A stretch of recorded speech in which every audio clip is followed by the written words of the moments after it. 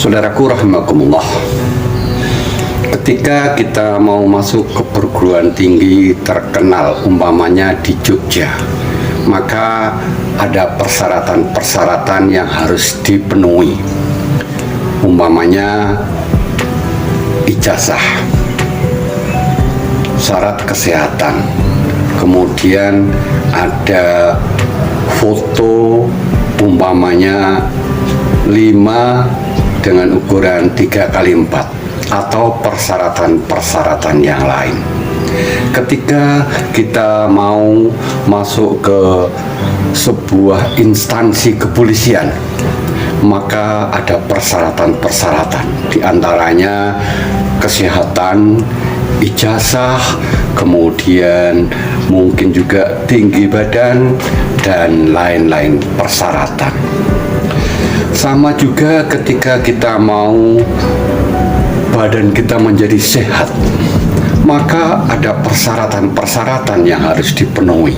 Tidak hanya sekedar lillahi ta'ala kita sehat, tetapi harus ada persyaratan-persyaratan yang dipenuhi untuk menjadi badan kita menjadi sehat.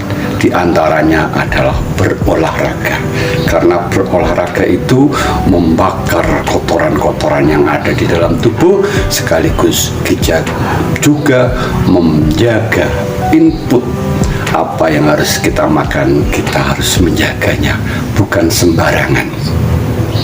Kita diwajibkan memakan yang halal dan thayyib. Contoh,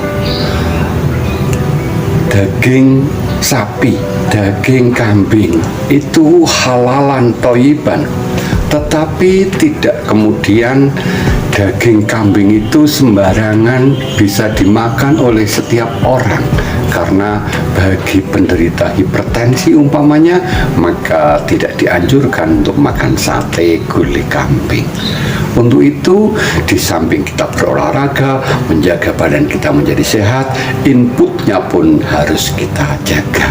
Sebagaimana ketika kita mau makan, kita harus berhitung apa yang kita makan, apa yang akan kita masukkan di dalam tubuh. Kita harus mengseleksi. Ketika itu menjadi halalan thayyiban, maka baguslah. Seperti hanya kita mau masuk ke surga, banyak orang yang mendambakan kita hidup di dunia bahagia dan masuk surga, tetapi untuk menjadi persyaratan masuk surga tidak dipenuhi, maka itu sebuah khayalan, sebuah fata morgana. Maka persyaratan-persyaratan diantaranya masuk surga, yaitu menjadi Islam yang kafah, syahadat bagus, sholatnya baik, zakatnya oke, puasanya, hajinya pun mabrur. Artinya dari persyaratan umpamanya masuk surga itu harus ada 5, maka di depan pintu surga akan diseleksi bagaimana syahadat kita, aplikasi dari syahadat, bukan sekedar pengucapan syahadat, tetapi asyhadu alla ilaha illallah, artinya tidak akan menuhankan Allah selain Dia.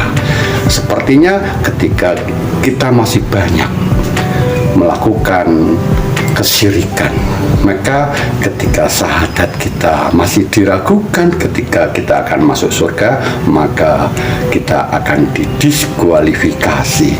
Penyaksian kita terhadap Rasulullah juga harus dinilai dengan nilai yang bagus, karena ketika syahadat persaksian kepada Rasulullah Nabi Muhammad sebagai utusan Allah, tetapi kita masih melakukan hal-hal lain, umpamanya ajaran-ajaran Rasulullah yang tidak diajarkan. Contoh, kita masih membuat sesaji atau mempercayakan sebuah kepercayaan, umpamanya di kuburan yang wingit itu ada sesuatu, atau di pohon-pohon besar itu ada penguasanya, berarti syahadat kita masih diragukan. Sholat kita dari wudhunya, pelaksanaan sholatnya, apakah lillahi ta'ala, apa sekedar kita melaksanakan kewajiban sholat, maka akan dievaluasi ketika kita akan masuk surga. Puasa kita apakah lillahi ta'ala, lebih-lebih puasa itu tidak sembarangan, karena puasa adalah yang menilai hanya Allah subhanahu wa ta'ala. Kemudian zakat kita, kemudian haji kita, apakah karena ingin dipanggil Pak Haji Fulan, Bu Hajah Fulan, maka ketika kita melakukan sebuah haji hanya untuk mendapatkan predikat kehajian di dunia, maka kehajiannya insya Allah tidak mabrur. Persyaratan-persyaratan yang harus dipenuhi untuk masuk surga juga harus dipenuhi. Ketika kita juga ingin sehat, kita juga sehat, harus dipenuhi persyaratan-persyaratan untuk menjaga kesehatan. Sebagai seorang muslim yang punya kewajiban bahwa diri kita adalah punya hak untuk melakukan amar ma'ruf nahi mungkar, artinya diri kita adalah dibutuhkan oleh umat.